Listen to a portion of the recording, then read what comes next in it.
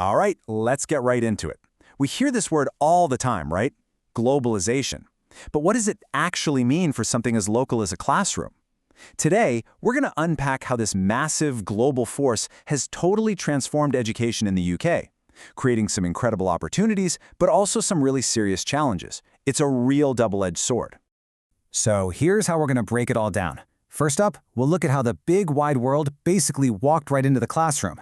Then, we'll dig into the economic pressures that came along for the ride. After that, we'll explore the new kind of student and learning environment this all created. And finally, we'll tackle the big one. Is all this change actually progress, or is it a huge problem? Okay, so let's start at the very beginning. How exactly did the world find its way into pretty much every school across the country? At its heart, globalization is really just about one thing: connection.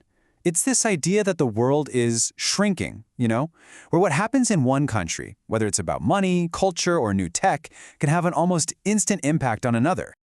And listen, this isn't some small trend we're talking about. Sociologists see it as this monumental, almost unstoppable force, one that's fundamentally changed the way we work, the way we talk to each other, the way we live. It has literally changed everything.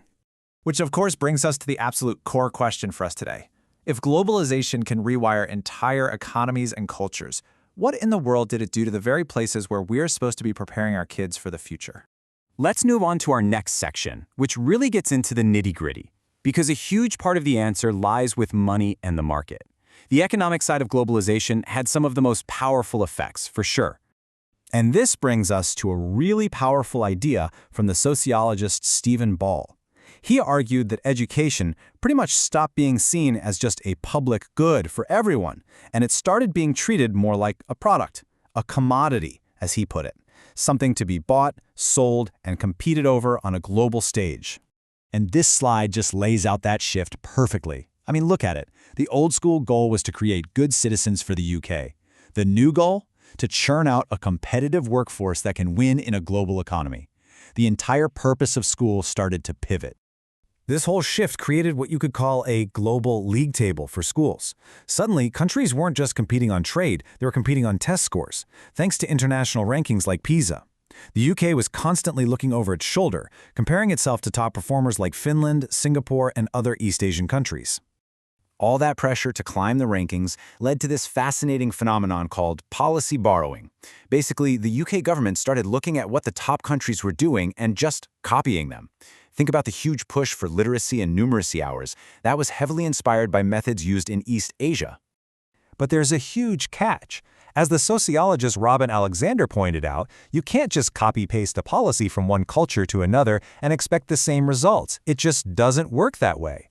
Without understanding the deep cultural roots, you often end up with reforms that are just on the surface. They look good, but they don't create real change. And this market-driven thinking started to creep into the very DNA of the education system. We saw the rise of academies and free schools, which run a lot more like businesses. Ball and Udell even gave it a name: endogenous privatization, where market ideas basically grow from within the public system. Global companies got involved, and even universities started acting like multinational corporations, opening campuses abroad. Now, while all this was happening in the name of raising standards, sociologists like A.H. Halsey were raising a massive red flag, even years ago. They were really worried that if you turn education into a marketplace, it's inevitable that the rich get a better deal, and the most vulnerable students get left further and further behind. Okay, so we've talked about the economics. But globalization wasn't just about money. It also completely changed the cultural vibe of the classroom and the tools everyone was using. Let's start with a clear positive. Increased migration brought this incredible diversity into UK schools. It created this vibrant, multicultural energy and a fantastic opportunity to teach a more globally minded curriculum, which is exactly what you need to prepare students for a connected world. However, and this is a big however, sociologist Sally Tomlinson offered a really important critique. She warned that just celebrating different foods and festivals can be tokenistic. It's just for show. She argued that without real, deep, structural changes and actively anti-racist teaching, that kind of surface-level multiculturalism doesn't actually solve the deeper problems of inequality. At the very same time, you've got the tech explosion. Manuel Castells called our era the network society. This idea that information just flows freely across borders now. It's not contained anymore. And that, as you can imagine, completely revolutionized access to knowledge.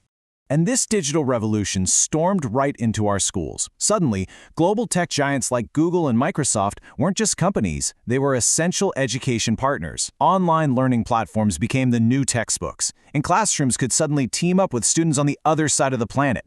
The classroom itself even became virtual sometimes. But, of course, this digital makeover came with its own set of pretty serious problems. It threw a spotlight on the digital divide, the gap between students who have all the latest tech and those who don't.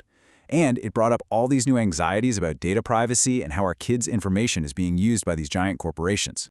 So that brings us to our final section, where we try to pull all of these different threads together. With all these massive changes, are we really looking at progress or just a whole new set of problems? Here's a really sharp critique from Michael Apple. He argues that this global race for economic efficiency, for better test scores and rankings, has shoved aside other really important goals of education. Things like, teaching kids how to be thoughtful, moral, and active citizens in a democracy. It reduces learning down to only what can be easily measured. This table really sums up the whole conflict perfectly. On one side, you have the promise of globalization, all this innovation, diversity, and incredible new opportunities. But on the flip side, you have the peril, rising inequality, learning becoming just another product, and reforms that don't actually fix anything. So, when you boil it all down, this is the core challenge facing the UK education system. It's a massive balancing act. How can you stay competitive on a global stage without throwing away the principles of social justice and without losing your own cultural identity in the process? And that leaves us with the million-dollar question to think about. Is it even possible to get the best of both worlds? To build an education system that can thrive in this globalized world, but one that is still fundamentally fair, equitable, and meaningful for every single student, no matter their background? That's the real puzzle.